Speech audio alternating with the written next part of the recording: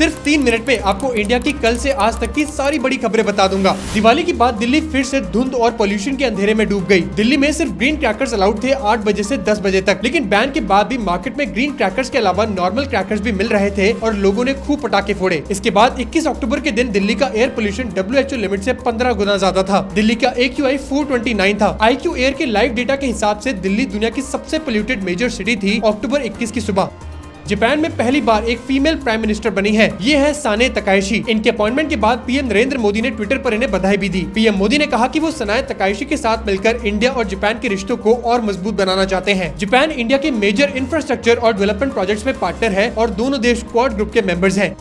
ओला electric के CEO भविष Agarwal और कुछ सीनियर एग्जीक्यूटिव्स के खिलाफ FIR रजिस्टर हुई है। ये FIR उनके एम्प्लॉय के अरविंद की आत्महत्या केस से जुड़ी है। के अरविंद एक 38 साल के इंजीनियर थे जिन्होंने सितंबर में आत्महत्या कर ली थी। इनके परिवार को एक 28 पेज का हैंड रिटन डेथ नोट मिला, जिसपे उन्होंने लिखा था कि उन्हें मैनेजमेंट और भविष अग्रवाल के द्वारा मेंटल प्रेशर दिया गया। ओला ने इस FIR को कर्नाटका हाई कोर्ट में चैलेंज कर दिया है। जम्मू एंड कश्मीर के पहले इंटरनेशनल क्रिकेटर परवेज रसूल ने रिटायरमेंट अनाउंस कर दी है। परवेज रसूल जम्मू एंड कश्मीर के लिए एक इंस्पिरेशन बने। 2013 में इन्हें पहली बार जिम्बाब्वे सीरीज के लिए स्क्वाड में इंक्लूड किया गया था। परवेज रसूल ने इंडिया के लिए एक ODI बांग्लादेश के खिलाफ 2014 में और एक T20I इंग्लैंड के खिलाफ 2017 में खेला था। 2017 में MS धोनी और अनिल कुंबले के साथ इनकी एक फोटो भी वायरल हुई थी। इंडिया में मेडिकल एजुकेशन को बहुत बड़ा बूस्ट मिलने वाला है। NMC ने 2024-25 एकेडमिक ईयर के लिए 10,650 नई MBBS सीट्स अप्रूव कर दी हैं। इस अप्रूवल के साथ 41 नए मेडिकल कॉलेजेस भी ऐड हुए हैं, जिससे अब पूरे देश में टोटल 816 मेडिकल कॉलेजेस हो गए हैं। साथ ही इसके अप्रूव होने के बाद इंडिया में टोटल MBBS सीट्स 1,37,600 हो गई है। पोस्ट ग्रेजुएट लेवल पर भी एक्सपेंशन हो रहा है, जहाँ लगभग 5,000 नई PG सीट्स ऐड होने की उम्मीद है।